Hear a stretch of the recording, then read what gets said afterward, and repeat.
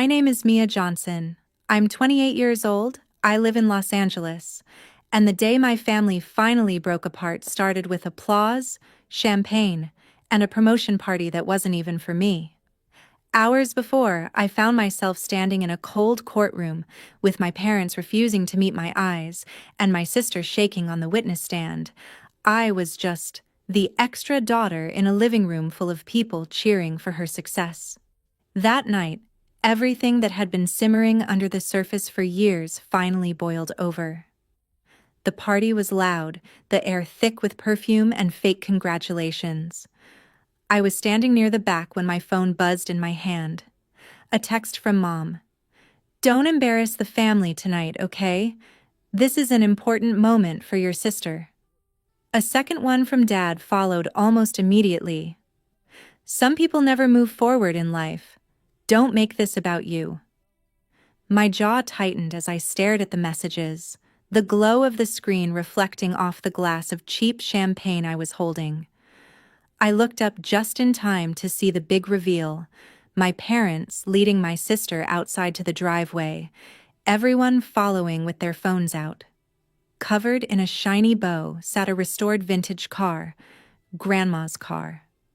The same car she'd promised one day would be mine. And then Dad held up another set of keys, shaking them for effect. "And one more surprise? Sophie gets Grandma's house too. She deserves it after everything she's achieved." The living room erupted. My sister threw her head back and laughed, basking in the spotlight while people shouted, whistled, recorded every second. In the middle of all that noise, my chest tightened so hard it almost hurt to breathe. Grandma's house, Grandma's car.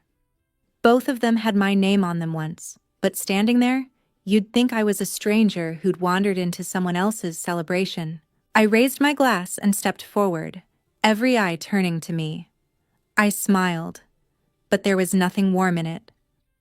"Enjoy the spotlight," I said, lifting my drink toward my sister, my voice cutting through the noise like a blade.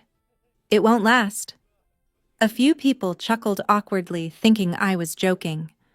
Mom shot me a warning look. Dad's expression turned to stone. My sister squeezed the keys in her hand and laughed even louder, like she could drown me out. I didn't wait for anyone to recover. I set my glass down, turned, and walked out of the house, the sound of applause fading behind me like a door slamming on my childhood. Later, alone in my small apartment, I lay awake staring at the ceiling, the taste of humiliation sour in my mouth.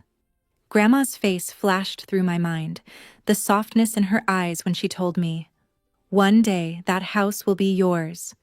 I want you to have a place that feels like home, even if no one else understands you." Now it felt like they had taken not just bricks and mortar from me, but the one person who had ever truly seen me. The last thing I remember from that night was a thought that hit me like ice. If your own family can erase you this easily, what are you really worth to them? The next morning, just as the first light crept through my curtains, someone started pounding on my door. Before I tell you what happened when I opened it, and how that moment turned into a court case that cost my family far more than they ever expected, tell me, what time is it where you are right now, and where are you watching from? I want to see just how far this story about family, loyalty, and betrayal will travel. The pounding on my door jolted me out of a half-sleep that hadn't given me any rest. For a moment, I thought it might be my parents, ready to yell at me for ruining the party. My heart thudded as I stumbled to the door, hair a mess, throat dry. When I yanked it open, it wasn't my family standing there. It was Liam. He stood in the hallway with his fist still raised, eyes searching my face like he was checking for cracks. "You look like you got hit by a truck," he said quietly. "Can I come in?" I stepped aside without a word. He walked past me, dropped his backpack on the floor, and turned to face me fully. "I saw the posts," he said. "The car, the house, the speech. Mia, what the hell happened?" The images were everywhere already. Sophie posing by the car, my parents beaming at her side, a shiny caption, So proud of our girl. New promotion, new home, new wheels. She deserves it all. Not a single mention of Grandma's will, not one word about me. I tried to shrug it off, but the movement felt stiff. They gave her Grandma's house and car like it was some corporate bonus, I said, forcing a laugh that fell flat. I was just there to clap in the background. Liam's brow furrowed. But your grandma told you. Yeah, I cut in. She did. Apparently, that doesn't matter anymore. The room fell quiet. Liam watched me for a long moment, his gaze softening. Did you sleep at all? He asked. Not really, I admitted. I kept replaying it in my head, how everyone cheered, how Mom texted me not to embarrass them. Maybe they're right. Maybe I am just too much, too loud, too difficult. Maybe I don't deserve what Grandma wanted for me. Saying it out loud made something inside me cave in. My throat burned. I sank onto the couch, burying my face in my hands. What if they're right, Liam? What if that house was better off with someone like her? There was a beat of silence, then the couch dipped beside me. Liam's hand rested on my shoulder, warm and steady. Mia, look at me, he said. I lifted my head, eyes stinging. You remember being 10? He asked. That summer your grandma had you both stay at her house? I frowned. Yeah. Why? Because that was the first time I saw Sophie for who she really is. His gaze hardened. You went out with your grandma to the market, and you came back to find your art portfolio shredded in the backyard. You were crying so hard you couldn't even speak. Your grandma was furious. Sophie stood there and said, I was just cleaning up her mess. She never finishes anything anyway. I swallowed. The memory came flooding back, paper torn into confetti, colors smeared beyond repair, Sophie's innocent face as she lied through her teeth. I'd tried to forget it. Your grandma pulled me aside later, Liam continued. She said, Mia may be messy, but she feels deeply and she works hard. That house will be hers one day. I want her to have something solid she can't be talked out of. She meant it, Mia. She saw you when no one else did. The tightness in my chest shifted into something hotter, sharper. Anger. So what? I snapped, wiping my cheeks. What good are promises from the dead when the living can just rewrite the story? Liam leaned back, eyes steady. That's the thing. They shouldn't be able to rewrite it. Not if there's a will. Not if there's paperwork. You know your grandma. She was old school. She wrote everything down. I stared at him, the idea sliding into place like a puzzle piece I'd been refusing to see. You think there's another copy? I whispered. There might be, he said. Remember that old antique shop she loved? She kept boxes there, documents, letters. She trusted that place. If anyone has something, it might be there. I hesitated. The thought of digging through Grandma's things, of discovering just how badly my parents had betrayed her wishes, made my stomach lurch. But sitting still, doing nothing, letting Sophie drive that car and pose in front of that house like she'd earned it, that was worse. And if we find something? I asked, voice low. Then you decide what to do with it, Liam replied. But first, you need the truth. You owe that to yourself. She owes that to you. I took a deep breath, feeling a fragile resolve forming, thin but real. Okay, I said. We go to the shop. For the first time since the party, I stood up without feeling like my legs would buckle. I grabbed my keys, my bag, and my anger. As we stepped out into the bright LA morning, Liam glanced at me sideways. You know, he said, just because they've treated you like you're less doesn't mean you are.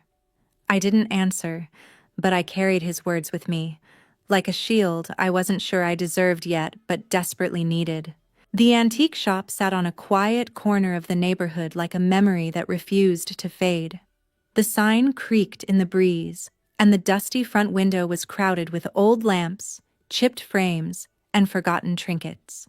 I had walked past it 100 times as a kid, fingers wrapped around Grandma's hand, never realizing how much of her life, and maybe my own future, was stored inside. A small bell chimed when we pushed the door open.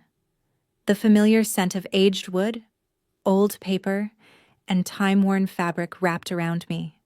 For a moment, I wasn't 28 and furious.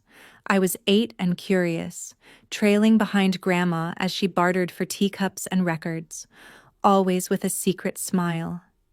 "You okay?" Liam murmured beside me. "Yeah," I lied. "Let's just find what we came for." We moved past shelves crammed with treasures and junk, the wooden floor complaining quietly under our steps. Everything looked smaller than I remembered, like my memories had been stretched to fit the spaces where I needed comfort. "The back," I said, pointing toward a narrow hallway. She used to keep some of her personal boxes there. We squeezed past an old wardrobe and a stack of tired-looking chairs. In the back corner, half hidden under a moth-eaten blanket, sat a wooden chest. My chest tightened. "That's it," I whispered.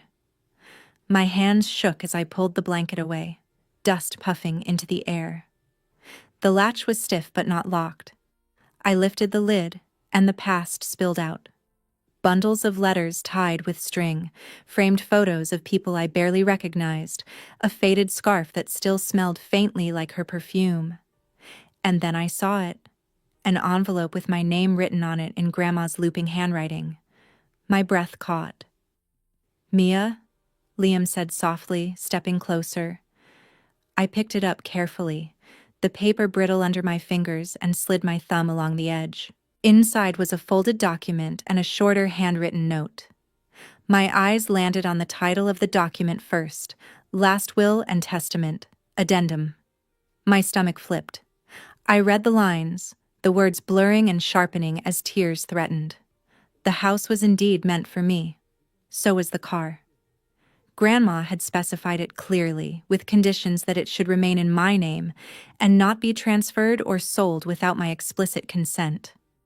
Alongside that, her note to me was simple. "If you're reading this, it means things didn't go as I hoped. Don't let anyone tell you that you don't deserve what I wanted you to have. You are not a mistake. Stand your ground, even if it shakes." My throat closed up. "Liam," I whispered, shoving the paper toward him. They knew. They had to know. He scanned it, his jaw tightening. "This is solid," he said. "They can't just pretend this doesn't exist." "They already did," I shot back, anger flaring again.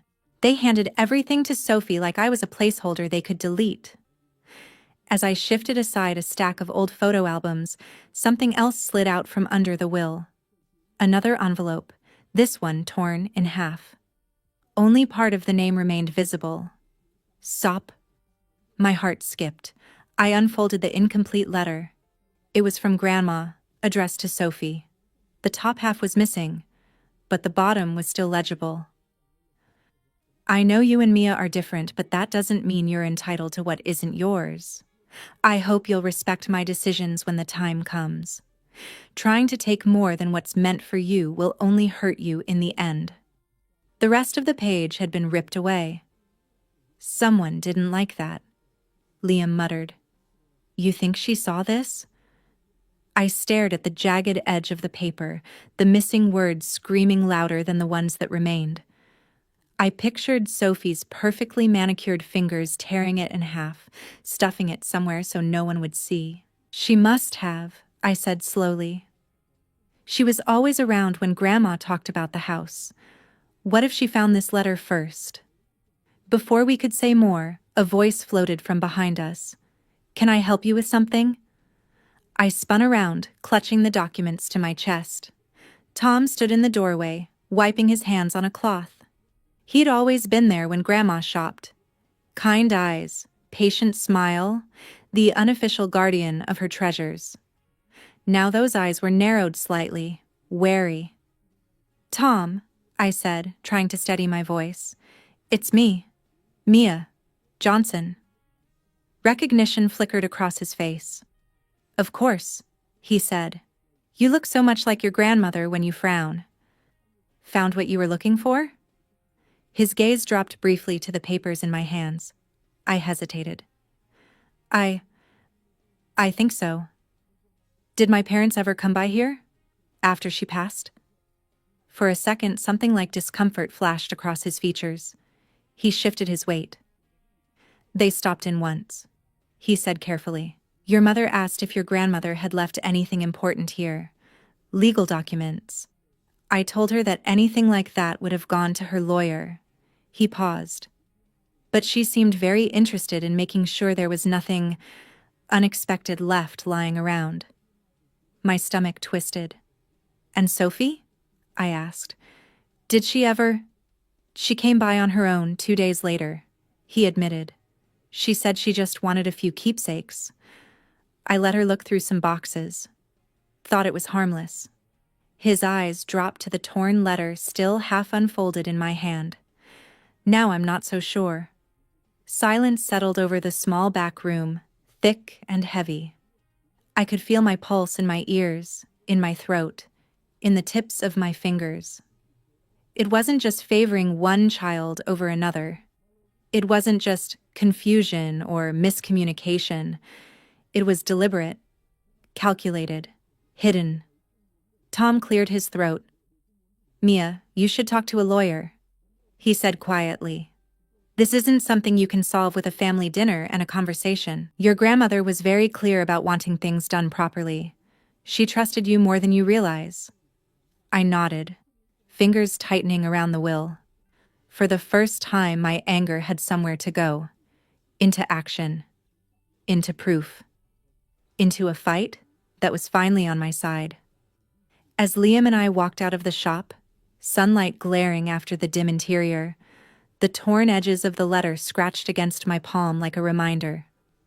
If you found out your own sister might have torn up the one piece of paper that protected your future, would you walk away quietly, or would you finally decide that enough is enough? By the time we reached the law office, my head was throbbing with a mix of exhaustion and adrenaline. The building itself was nothing impressive. Peeling paint, a flickering fluorescent light in the hallway, the kind of place you'd pass 100 times without noticing. But inside, it smelled like coffee, paper, and decisions that couldn't be undone. The receptionist looked up as we entered. Do you have an appointment? She asked. No, I replied, clutching my bag a little tighter. But I really need to talk to someone about an estate issue, my grandmother's.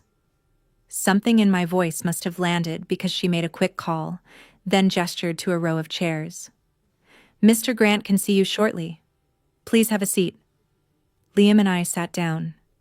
My knee bounced uncontrollably, the folded will burning a hole in my bag. You don't have to do this, Liam said quietly. Last chance to walk out. I let out a bitter little laugh. Walk out and do what? Watch Sophie take selfies in Grandma's living room? Before he could answer, the inner office door opened. A man in his 50s stepped out, a little tired around the eyes, but with a posture that said he was used to people handing him their messes and expecting him to sort them out. Mia Johnson, he called. I stood. That's me. I'm Daniel Grant, he said, offering his hand. I handled your grandmother's estate. Come in. His office was lined with bookshelves and framed degrees, but what caught my attention was a photo of my grandmother on his desk. She was younger in it, but the sharp intelligence in her gaze was unmistakable. You knew her well? I asked. He smiled faintly. She was memorable. She insisted on reading every line of her will out loud and asking me if it sounded too dramatic. That sounded exactly like her. Something in my chest loosened a little. So, he said, leaning back in his chair, what brings you to me instead of your parents? I swallowed hard and pulled the documents from my bag. Because my parents handed my grandma's house and car to my sister last night like a party favor, I said. And then I found this. I laid the will and Grandma's note on his desk, along with the torn letter fragment addressed to Sophie. Mr. Grant adjusted his glasses and began to read, his brow knitting as he moved through the pages. Every few seconds he made a small noise. Surprise, disapproval, something. Finally, he exhaled slowly. "Well," he said, "this complicates things." "Complicates," I repeated, my voice tightening, as in your grandmother's intent is extremely clear here," he said, tapping the will. "She specifically designates the house and the car to you, with conditions that make it very difficult to reassign them without your explicit consent. If your parents transferred these assets to your sister without showing you this, that's a serious problem." My pulse hammered. "So they can't just decide she deserves it more?" "Not legally," he replied. "Not if this document is valid, and it appears to be. I also have the original will on file. This looks like a supplemental addendum." He opened a drawer, pulled out a folder, and leafed through a stack of papers. "Yes, here it is. The version your parents saw was less detailed about the personal property." He compared them side by side. "This addendum clarifies her intentions and names you explicitly." Liam leaned forward. "So what happens now?" Mr. Grant looked at me, not Liam. "Now," he said, "you decide how far you're willing to go." The room felt smaller. "What do you mean?" I asked. "I mean," he said gently, "that enforcing this will likely means confronting your parents in a very public, very painful way. You have every right to pursue this. You'd almost certainly win, based on what I'm seeing. But you need to understand the cost. They will feel accused, cornered. They might push back hard. They might cut you off. They might try to paint you as greedy or unstable to save face." He paused, his gaze kind but unwavering. "If I file this, you're not just fighting for a house. You're setting fire to the way your family operates. And that fire doesn't go out easily." The words landed like stones in my stomach. Images flashed through my mind. Family dinners, birthdays, Christmas mornings, Grandma at the head of the table. My mother's smile when she used to brush my hair. My father teaching me how to ride a bike.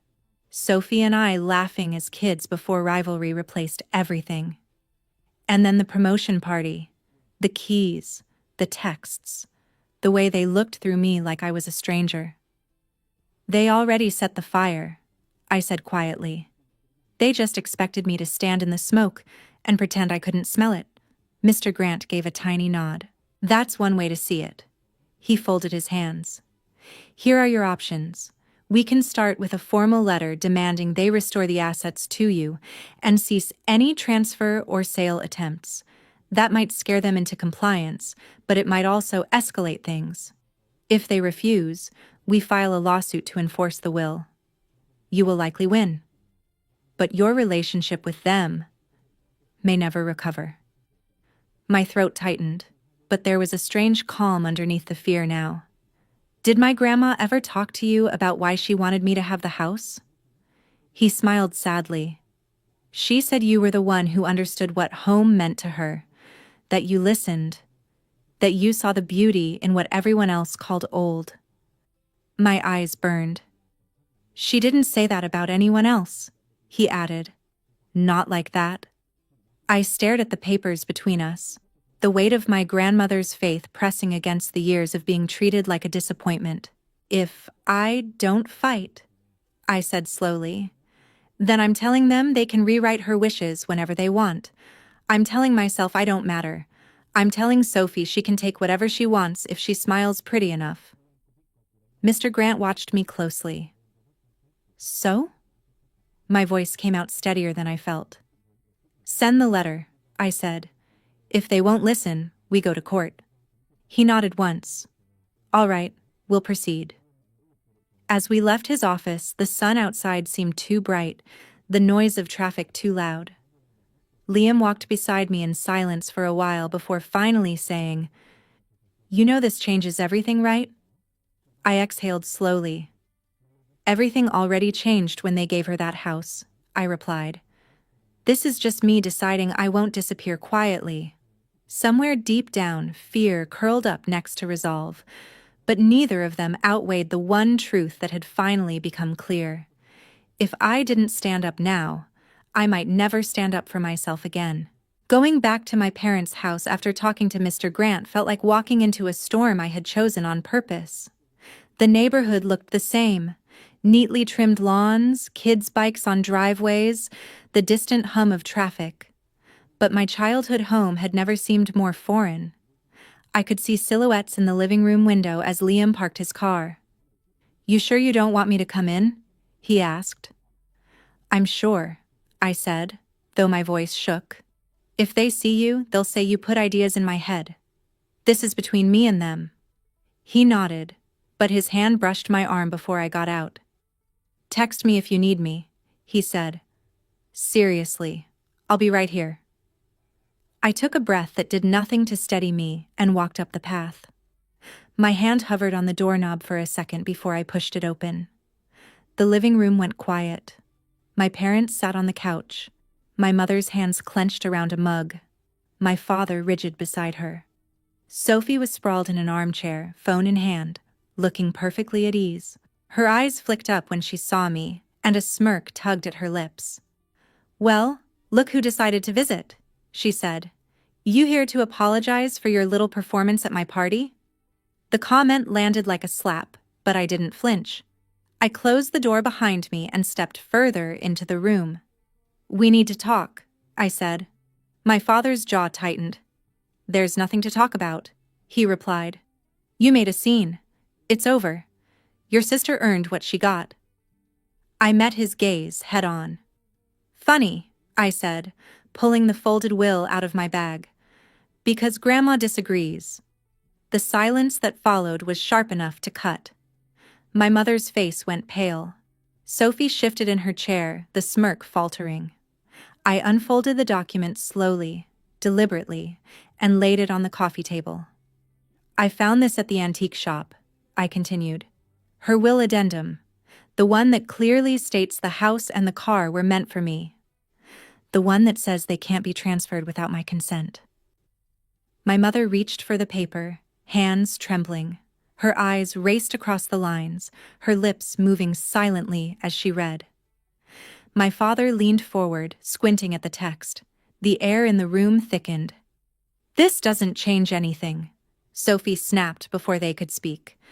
"They gave the house to me. It's done. Maybe Grandma changed her mind later."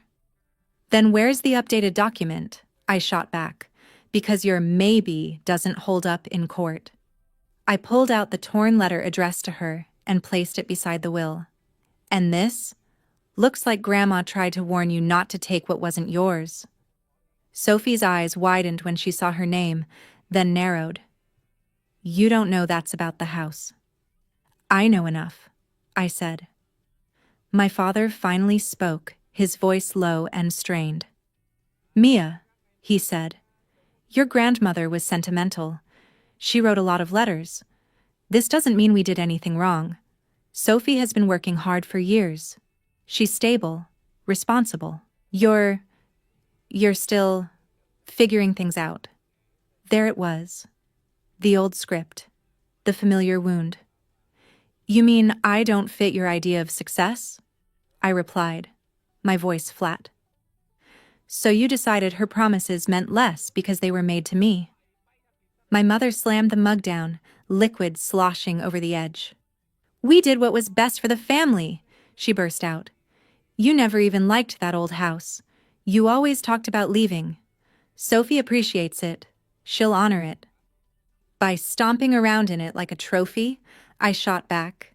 By pretending she didn't know Grandma wanted it to stay in my name? Sophie stood abruptly, eyes blazing. "You're unbelievable," she spat. "You're really going to drag us through legal hell over some dusty house and a car? You've always been jealous. Always. This is just another tantrum because you can't stand that I actually made something of myself." "Jealous?" I repeated, my voice going quiet in a way that made even her hesitate. "You think this is about jealousy?" I took a step closer, the years of being dismissed, minimized, twisted into something sharper. This is about standing in a room full of people while our parents rewrote Grandma's will in front of everyone and expected me to clap. This is about you smiling while they erased me. This is about the fact that you knew, Sophie. You knew she wanted that house for me, and you took it anyway. Her mask cracked, just for a second. Then her face hardened again. "You're not well," she said coldly. "You never have been. Grandma knew that. She told me once she was worried about you, that you were unstable. Maybe she changed her mind about giving you something so important. Maybe she realized you couldn't handle it." The words hit harder than any slap. For a moment, the room blurred around the edges. "She never said that," I whispered. "You're lying." "Am I?" she pushed, eyes glittering. "Or are you just afraid it's true?" My hands shook, but I didn't back away. If she thought I was so unstable, why did she write this? I tapped the note Grandma had left me. "You are not a mistake. Stand your ground even if it shakes." Does that sound like someone who thought I didn't deserve her trust? My mother pressed a hand to her forehead, breathing hard. "Enough," she said. "This is tearing us apart. Mia, just let it go. Sophie has the house now. It's done." My father straightened, his gaze going cold in a way I had never seen directed at me before.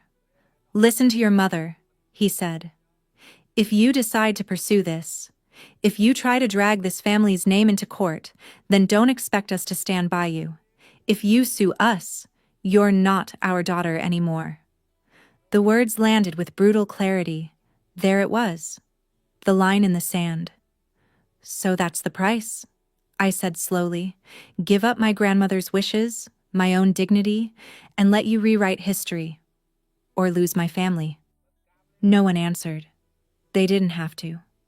The silence screamed it. Sophie folded her arms, a triumphant gleam in her eyes, as if she believed there was no way I would choose anything but them. I picked up the will and the note, sliding them back into my bag. For a long moment, I just stood there, looking at the people who had raised me, loved me, and still somehow managed to convince themselves that my pain was a nuisance. "You know," I said quietly, "for years I've bent myself into shapes trying to be the version of me you could be proud of. Softer, quieter, less me. And it was never enough. The one person who saw me for who I am is gone, and you're asking me to betray her too." My voice steadied even as my hands trembled. "I won't do it." My mother's eyes filled with tears. "So you're choosing a house over your family?"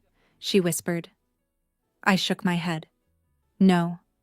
I'm choosing the truth over a lie," I said. "If that means you walk away, that's your choice, not mine."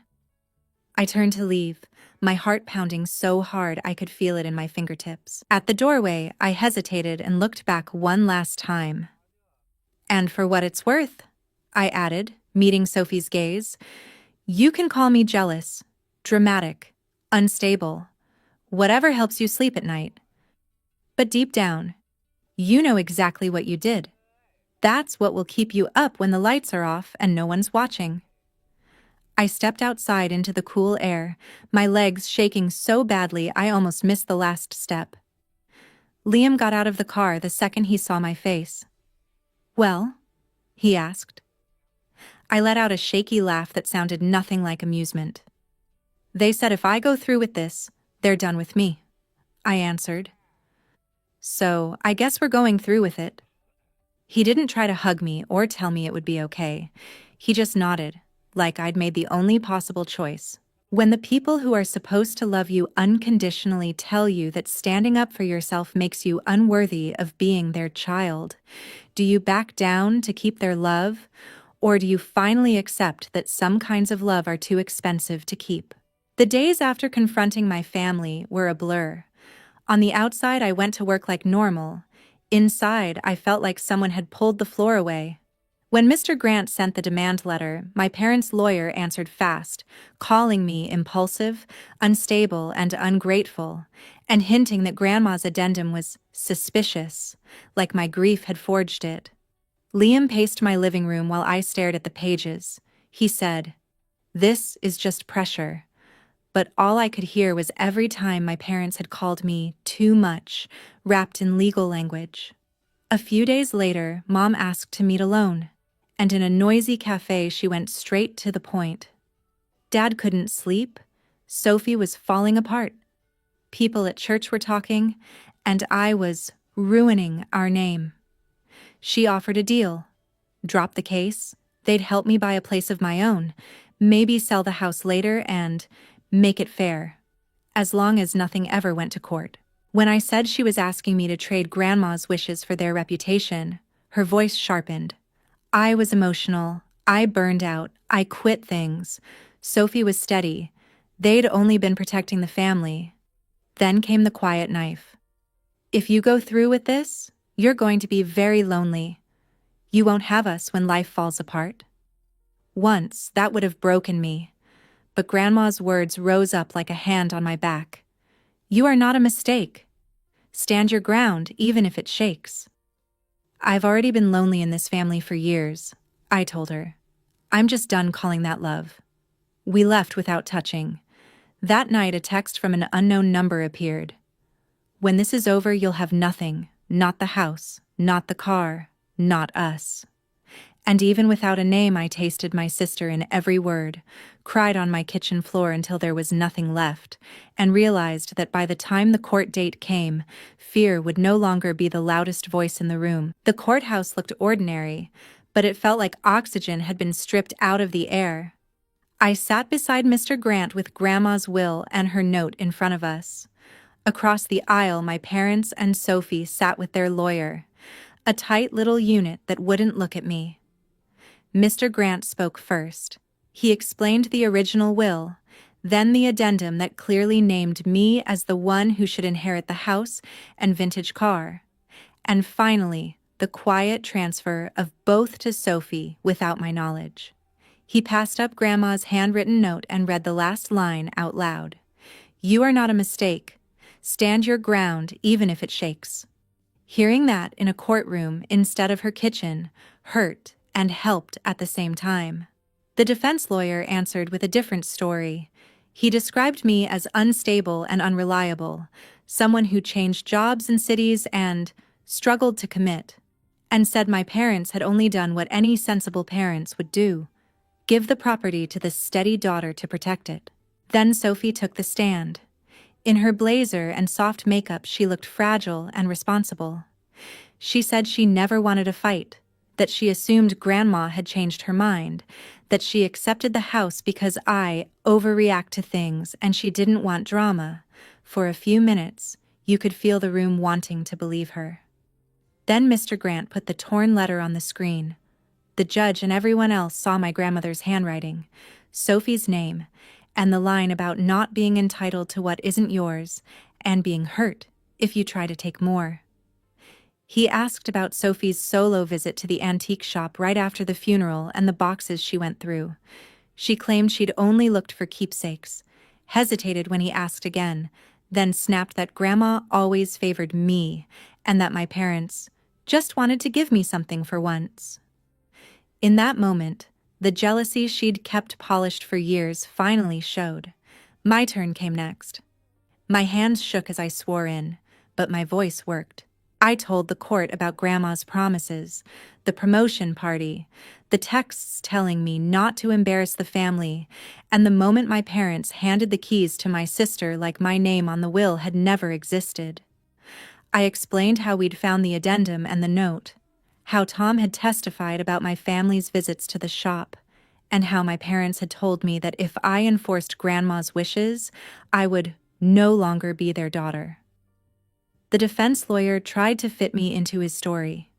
Yes, I had changed jobs. I said I had left places that crushed me. Yes, I had moved cities. I said I had been trying to build a life that fit. When he asked if I really thought I was the best person to manage a valuable property, I told him it wasn't about who was best. It was about honoring the woman whose name was on that will. She knew me better than anyone here, I said. She still chose me.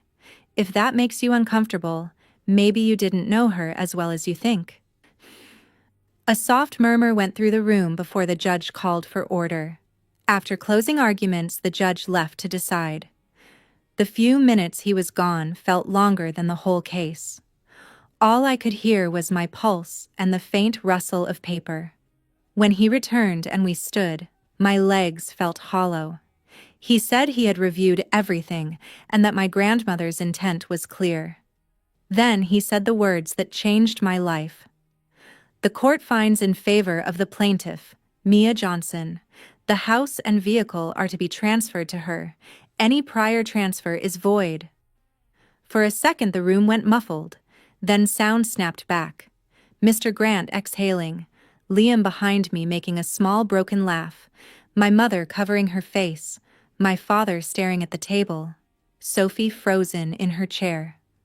The judge also said that, because parts of Grandma's wishes seemed to have been ignored or hidden, some issues would be sent for possible misconduct. The house and car were coming back to me. My family might pay more than they ever expected. The fallout came quickly. Legal bills piled up. Old friends stopped accepting invitations. Sophie's company quietly let her go. No one wanted the headline. The house, my house now, vanished from their feeds and became something people carefully avoided bringing up around them. Weeks later, I stood in Grandma's living room alone, sunlight on the worn floorboards, the vintage car in the driveway exactly where she had pictured it. The victory felt right and heavy at once. My parents still hadn't spoken to me. The last message from my mother on my phone said only, "I hope it was worth it." One evening, I sat on the front steps, watching the sky fade, the house solid behind me. Liam sat down beside me, bumped his shoulder against mine, and said, "You honored her, and you finally honored yourself." I didn't give him an easy answer. I just looked at the house and thought about the girl I used to be, the one who would have given everything up rather than be called difficult.